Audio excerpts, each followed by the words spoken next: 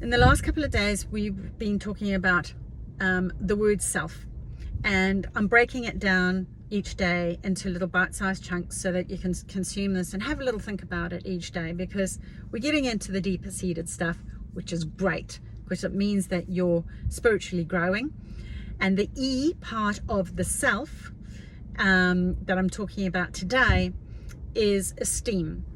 Now, why am I speaking about esteem? The word self, S-E-L-F, if you think about myself, ourselves, yourself, the word self is in there. And it's what if we really unpack that little baby, what does the E bit mean? Now, the E is all about your self-esteem. This is one of the biggest things that I find with a lot of people, especially ladies, dare I say, maybe it's just through my coaching, I don't know, but I do find that there's a lot of people who don't feel that they're good enough. They simply, Marissa Peers is the famous lady for saying, I'm not enough, and, write on your mirrors and your windows and your sticky notes everywhere and on your computer that I am enough, and eventually you will believe that you are enough. Okay, and this is a core element in a healthy self, myself. If you want to reconnect, I say, bringing you home is recognition of the thing that is more than the my. It's the recognition of the self and the role that it plays within your world. So in yourself, there is this part of it. You get your self-esteem by being connected to source energy. We covered that yesterday. If you haven't listened to that, maybe go have a listen to that. It's in the shorts, and there's a longer version as well, my VICKI Jane channel. And it just gives you that idea of, like, when we are recognize that there is more to us than just this physical, it reunites all the fragmented bits of our personalities that have split off because we don't know how to deal with trauma, whether it's attachment trauma, which is the smaller scale stuff, to PTSD, the big trauma stuff, all of those big dramas. Okay, now that is what psychology is. That's what coaching is all about, is that reunification. And I call it coming home to one's self. Okay, and in that you have to recognize the self. So the esteem bit of that is, how do we get to the point of you're so self-assured that something can come along and it just doesn't knock you sideways. Okay, it doesn't knock you on your butt, or if it knocks you on your butt, you get up, you dust yourself off, and you go, that's it, I'm out of here. I don't care, it mattered, it wasn't great, I've learned this from it, and away I go. But it doesn't debilitate you. It doesn't take you out for months or even years, to recover. So that self-esteem is that whole thing about whether I'm good or I'm enough, really, at the end of the day. Now, here's what I'd like to break down here. There's a difference between, in my world, self-confidence and self-esteem. So self-confidence to me is how I look at it, and I don't know what, I've never actually looked it up in the dictionary or whatever, but self-confidence can be quite fake. They're so overconfident. Sometimes they say, oh, they're quite full of themselves, they're quite self-confident, they're quite overconfident, and that's immediately tells me that there's an underlying issue, that they don't really have self-esteem. Because when you're overconfident, what are you trying to prove? You're normally trying to hide the fact that you're not actually very confident at all. Okay, so people overcompensate. This is one of the human natures that we have. We have this capacity to go to the extreme in order to prove. So it was quite funny. I was driving, I'll give you an example. I was driving in the car with my son the other day to school. And there was a gentleman with, or someone who was driving this car. I don't know, I think it was a guy. And it was this really big, aggressive looking kind of truck, bright red. And they had namaste stickers all over it, okay, which is, you know, the yogic term for calm and peace. And yet there was really vroom, you know, like the exhaust pipes that with special things to make it sound louder, and big brassy, you know, well, I don't know if they're brass, shiny wheels, you know, hubcaps and things like that, and a huge massive car, truck, or, you know, when something quite, you know, it's not really needed for where we are. I mean, I suppose you could use it, you know, out in the outbacks and whatnot, but it was let's put it just there, it was really a statement maker.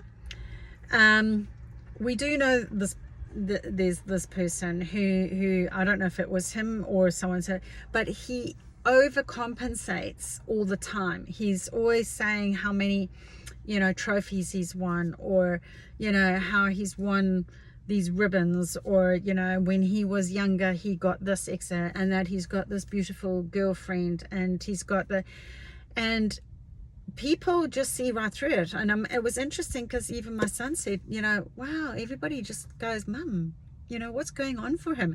And that's a kid who's picked that up.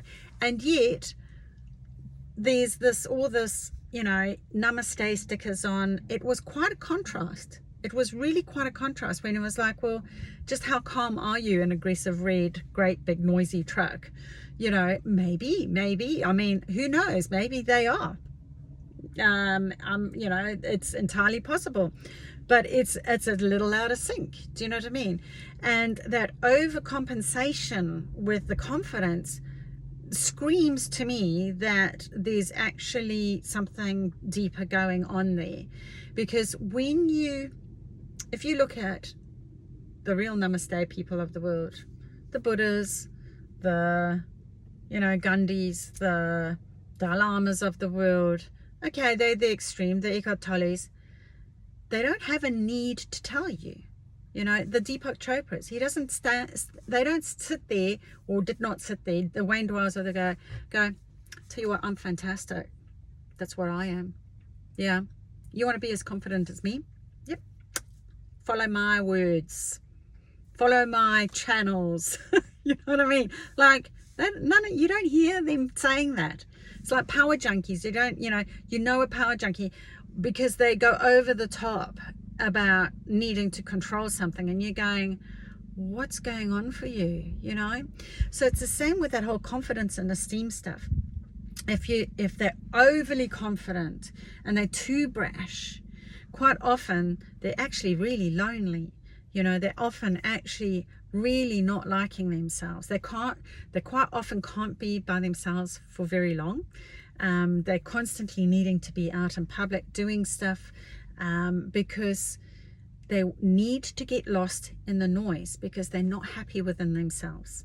Okay, so I spot them really easily now that, you know, I've known this stuff for a long time, and I just go, wow, I wonder what's happening for that person. And I wonder, you know, they might get the lesson and they might not. I mean, this is their path. It's their path, their way, right?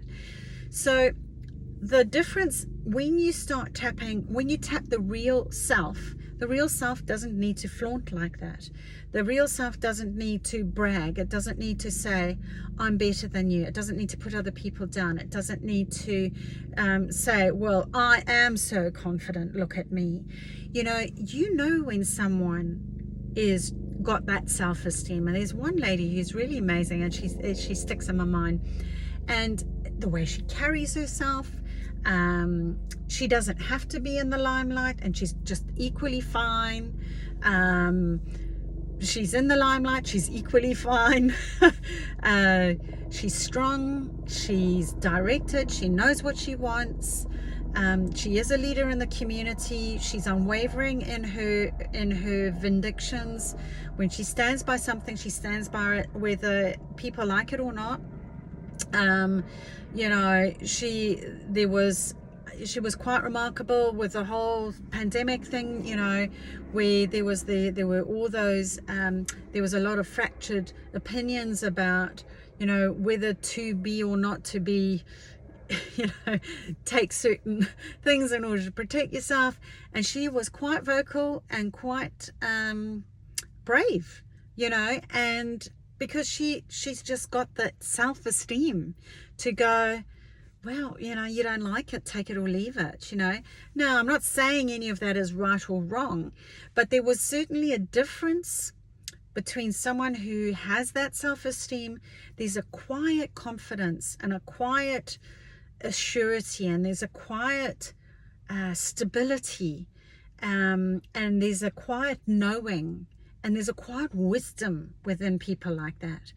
And I find that you get that through meditation, through connecting and making time for self, for connecting with source, for connecting with quantum, whatever you want to call it, so that you are able to download those messages, to open up the space to the side of you that is more than you. And when we keep shutting that out, we'll end up getting lost in all the busyness and the craziness of life. And we get lost in that, the busyness of every day. If we do not make that space, at least I always suggest 15 to 20 minutes if you can, once or twice a day. So I do every morning and every night. And if I have time, I do a 5-minute block, at lunch. And it's just allowing for the universe, whatever your label is, to come back in and just to calm things down. It gives you perspectives. It gives you your super owl shoes, what I call where you can sit up in the trees and have a look at what's going on. You get clarity, you get vision about where it is you want to go, and to make decisions that are right for you, that keep you on your path, going your own way, and also being okay with letting go of those people who originally you may wanted to have pleased. You no longer have a need to please anymore. You go, do you know what? That is your choice. It's like, if you want to do that, then it's absolutely fine. I've got no problem with that. Your choice, and this is my choice, and I respect yours, and my request is that you respect mine. And there is self-esteem, and there's a calmness in that. And it's through the reunification with the self. When you can reunify your my with yourself, you become one, my one self, and it's not fractured anymore. It's cohesive, and it's like coming home, and you really get a sense of peace within yourself when you're able to do this. So if you don't meditate, give it a whirl. You don't have to do 20 minutes straight up. Just do 5 or 10 if you can, and then go from there. Okay, hope you found that useful. Your shoes, your path, your way. Namaste.